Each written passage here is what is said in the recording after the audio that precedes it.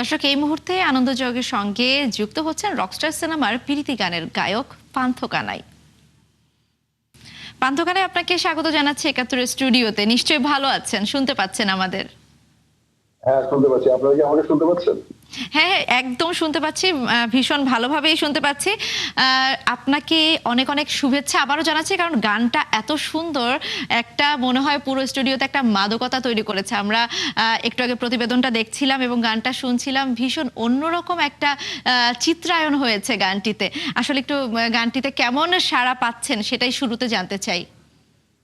প্রথমে আমি একাত্তর টিভির সকল দর্শক ভাই বন্ধুদের শুভেচ্ছা জানাচ্ছি। তো গানটি গতকালকে আর কি বের হয়েছে ইউটিউব চ্যানেলে। গানটিতে এর মধ্যে অনেক বেশি জনপ্রিয় হয়ে গেছে, খুব সাড়া পাচ্ছি, খুব ভালো লাগছে। আমরা একটু পেছনের গল্প জানতে চাই, যে এই গানটির সঙ্গে যুক্ত হবার গল্পটা একটু জানতে চাই, যে পান্থ কানাই কি করে যুক্ত হলো রকস্টারের সঙ্গে। আমি তো আসলে গানের মানুষ, আমি তো ফিল্মের মানে ফিল্ম জগতে কেউ না আর কি।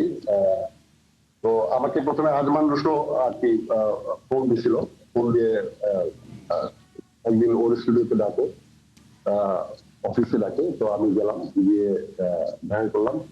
তো আমাকে বললো যে বাংলাদেশে এই প্রথম একটা মিউজিশিয়ানদেরকে নিয়ে একটা মিউজিক্যাল ফিল্ম হবে। তো আমি তো খুব এক্সাইটেড হয়ে গেলাম। আমি ওয়াও, বাংলাদেশে তো কখনো আগে আচ্ছা। মিউজিক্যাল ফিল্ম হয় নাই। তো আমাকে গল্পটা বললো। গল্পটা বলার পরে তো আমি খুব এক্সাইটেড হয়ে গেলাম। তারপরে বললাম যে এটাতে কে আর কি অ্যাক্টিং করবে। তো রুশো বললো যে সাকিব খান। আমি তো সাকিব খানের নাম শুনে বলি ওয়াও, মানে কেউ যদি একজন রক স্টারের একটা মিউজিশিয়ানের ক্যারেক্টার সত্যিকার অর্থে ফুটায় তুলতে পারে, সেটা হচ্ছে সাকিব খান। কারণ জেনুইন একজন, উনি নিজেও একজন রক স্টার, মানে উনার। আচ্ছা। তো কারণ গত 27 বছর ধরে একটানা কি বাংলা ফিল্ম ইন্ডাস্ট্রিতে রাজত্ব করে যাচ্ছে এবং খুবই ভালো একজন অ্যাক্টর। তো এটাই আমি সবাইকে এটা বলবো যে খুবই সিনসিয়ার একজন অ্যাক্টর সাকিব খান। খুব সিরিয়াসলি উনি এই ছবিটা উনি নিচ্ছেন এবং খুব ডেডিকেটেডলি আর কি উনি এই ছবিতে আর কি রকস্টারের চরিত্রটা ফুটাই তুলছেন এবং কষ্ট করছেন অনেক। এবং এমনিতে এসেই আর কি ফিল্মটা করছেন বা করে দিচ্ছেন, বা একজন মিউজিশিয়ান যে সে পার্টটা রোল করছে তা না, তিনি কিন্তু স্টুডিওতে গেছেন, অনেকগুলো স্টুডিওতে, এবং আচ্ছা। অনেক মিউজিশিয়ানদের সাথে এই মিউজিশিয়ান তিনি জানছেন যে কিভাবে একজন মিউজিশিয়ানের জীবনে কিভাবে বাজায়, একজন পিয়ানিস্ট কিভাবে বাজায়। আচ্ছা। ওই সময় তার বডি রিদম কি থাকে, তার বডি ল্যাঙ্গুয়েজ কি থাকে। অসাধারণ। যখন গিটার বাজায় তখন তার বডি ল্যাঙ্গুয়েজ কি থাকে, কিভাবে বাজায় সে, কস, এভরিথিং, এগুলো উনি শিখছেন এবং নিবিড় ভাবে তিনি এসব জিনিস স্টাডি করেছেন।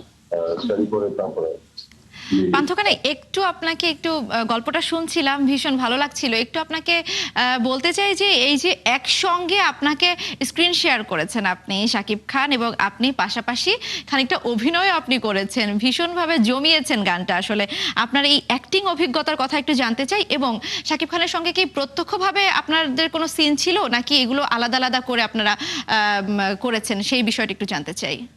না না, উনি ছিলেন। উনি আচ্ছা। আমরা তো আগে ছিলাম, ভোর 5টার সময় কল টাইম ছিল। গেছি যে ডেমরাতে একটা জুট মিলে আর কি জেলখানাটা বানাইছে, আপনি কারাগার ওইটা করছে। আমাদের 7টা থেকে আমাদের শুটিং শুরু হয়েছে। তো সাকিব খান 10টার সময়। তো এই তোমার সাথে দেখা হলো, কথাবার্তা হলো, তারপরে আমাদের শুটিং শুরু হলো, একসাথে আমাদের ছিলাম আমরা। আমরা কি একটু গানটা 2 লাইন কি একটু শুনতে পারবো কি না? হ্যাঁ শিওর, গাবো। অবশ্যই, অবশ্যই। হ্যাঁ, এখন তো এই গানটা না গিয়ে কোনো উপায় নেই, গানটা গাইতেই হবে। একদমই তাই। আচ্ছা, হ্যাঁ, তোমার হ্যাঁ। প্রিয় সাহিত্য গানটা সব সব পজিটিভ, সব ফিডব্যাক গুলো পাচ্ছি। এই গতকাল থেকে এই ফিডব্যাক গুলো আর কি, ওই কমেন্টস গুলো পড়ে পড়ে আমার সময়টা কাটছে। যাই হোক, আমি গানটা গাচ্ছি, আপনারা সবাই শুনুন। হ্যাঁ। শরীরে কামনা ভরা পানি ভরাবে, ছুঁয়ো না তুমি কাটা রয়াবে। শরীর কামনা ভরা পানি ভরাবে, ছুঁয়ো না তুমি কাটা রয়াবে।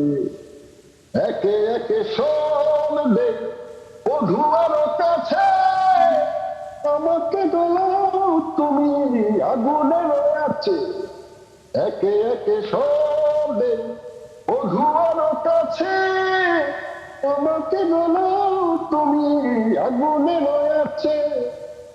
আমার প্রেমের কথা বধুয়া বলো, আমার যত নয় আমি ছলো ঢলো।